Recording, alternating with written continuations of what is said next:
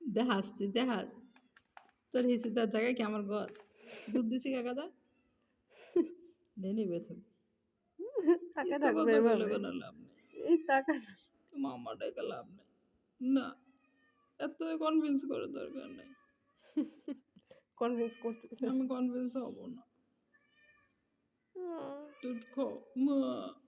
তো মামা বলে মন গলাতে পাবো না ওর উপরে কি চায় উপরে কি দেয়